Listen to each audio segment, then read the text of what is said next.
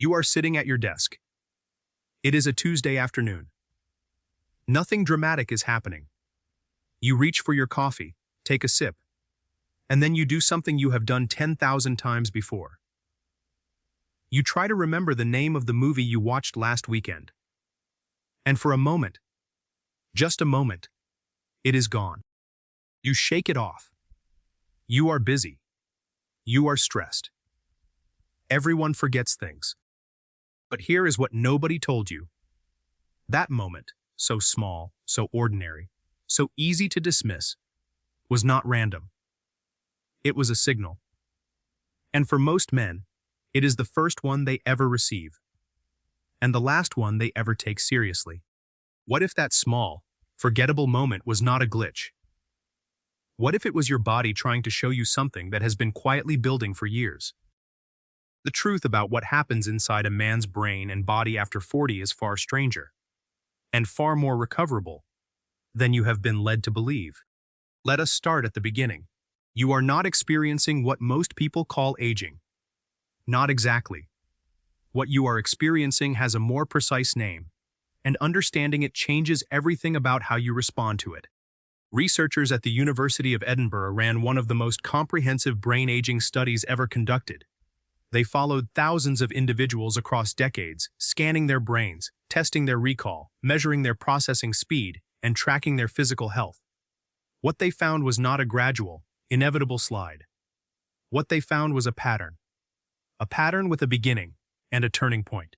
The turning point, for most men, begins somewhere around the mid-40s. Not because the brain suddenly fails, but because certain systems that were running quietly in the background your entire life, begin receiving less support, less fuel, less signal. And when those systems run low, the symptoms feel like aging. But they are not aging. They are something far more specific. Think of it like this. Your brain is not one organ. It is a colony. Billions of neurons firing in coordinated networks, each network responsible for something different: memory retrieval, emotional regulation, spatial reasoning, motivation, language, executive function. These networks do not all age at the same rate.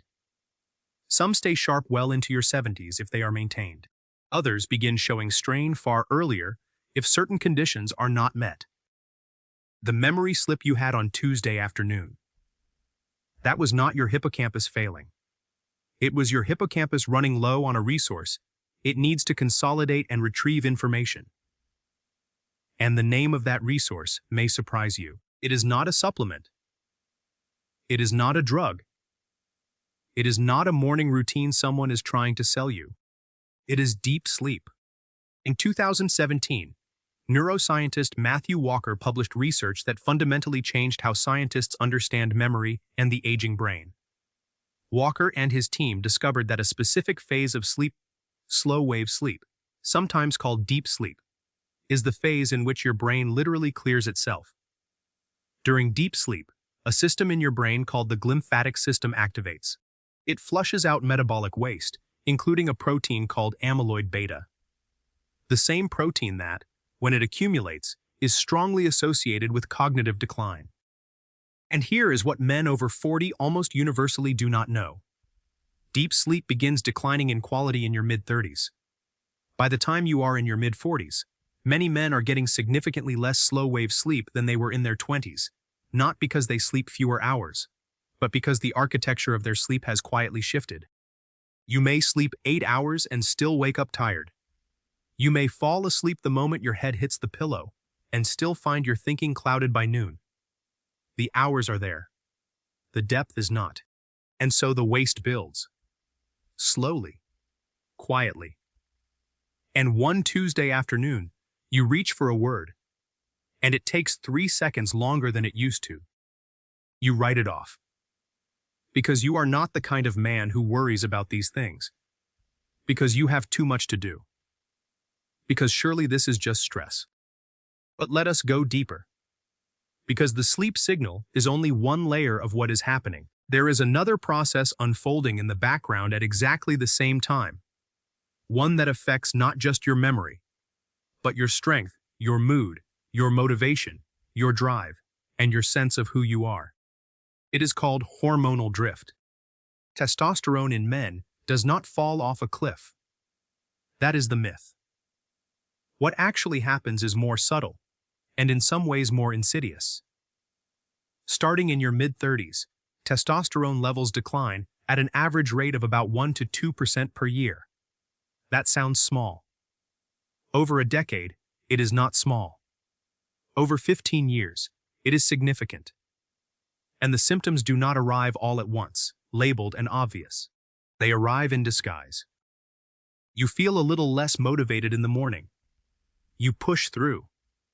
Your recovery after exercise takes longer than it used to. You assume you are just getting older. You find yourself less interested in things that used to excite you. You call it maturity. You tell yourself this is fine. But endocrinologist Dr. Abraham Morgentaler at Harvard Medical School has spent decades studying the relationship between testosterone and male vitality. What his research consistently shows is that the psychological and physical symptoms of declining testosterone are among the most commonly misidentified conditions in middle-aged men. Men who are told they are depressed. Men who are told they are burned out. Men who are told this is simply what aging feels like. And many of them believe it, because no one taught them to look for the signal. Here is what is striking about the human body. It does not give up quietly. It sends signals. It tries to communicate. The problem is that we have built a culture that teaches men, specifically men, to interpret every physical and mental signal as something to be pushed through, ignored, or minimized. Weakness is not discussed. Decline is not acknowledged. The man who says he is struggling is often the last man in the room to be taken seriously. And so the signals go unanswered. And the systems that sent them begin to adapt. Not by healing themselves, but by compensating. The brain begins rerouting cognitive traffic around the areas that are least supported. The body begins conserving energy by reducing output in systems it no longer trusts to recover. Muscle repair slows. Inflammatory responses that should be brief become chronic. The immune system, once sharp and responsive, begins operating in a state of low-grade, persistent activation. Researchers call this inflammaging, a portmanteau of inflammation and aging. Dr. Claudio Franceschi at the University of Bologna was among the first to formally describe it. He found that chronic low-level inflammation is one of the most consistent biological markers of accelerated aging. It is present in men who feel tired all the time. It is present in men who cannot lose weight no matter what they do. It is present in men who recover slowly, think slowly, and feel somehow dimmer than they used to. And it is addressable. That is the part most men never reach, because they never connected the signal to the source. Let us come back to that Tuesday afternoon. To that moment when the words slipped away. What was actually happening in your body at that moment was not a failure. It was feedback. Your sleep architecture had been quietly degrading for years. Your testosterone had been drifting downward. Your inflammatory baseline had been creeping up. And the cumulative effect of those three quiet processes, none of them dramatic, all of them gradual, had finally surfaced in a way you could feel. The body does not fail dramatically at first. It whispers. And most men, most good, hard-working, capable men, do not hear the whisper until it has become something louder. But here is the counterintuitive truth that decades of research into male longevity keeps returning to. The men who age best are not the ones who never received the signal. They are the ones who recognized it earliest and understood what it was asking for. They are not exceptional athletes. They are not men who never struggled.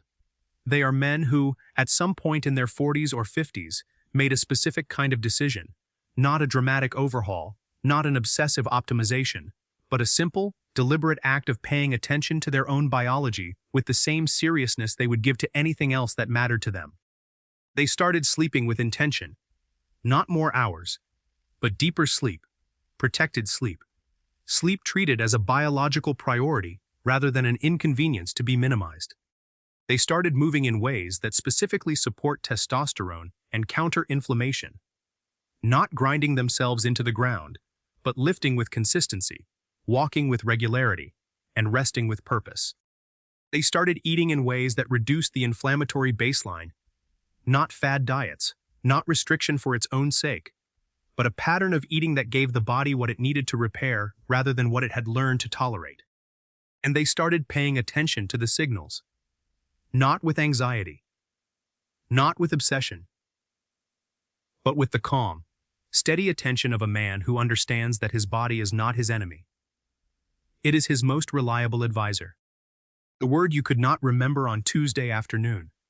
You will remember it eventually. You always do. But the signal it carried, the quiet, undramatic, easily dismissed signal that something in your biology is asking for your attention. That signal is still there. It has been there for a while. The only question is whether you hear it this time. Because the men who thrived in their 60s and 70s did not discover something special at 60. They heard something ordinary at 45. And they chose to listen. That is where it begins. Not with a crisis. Not with a diagnosis. Not with a moment so dramatic it forces your hand. It begins with a Tuesday afternoon, a missing word, and the willingness to ask, for the first time, seriously, what your body has been trying to tell you.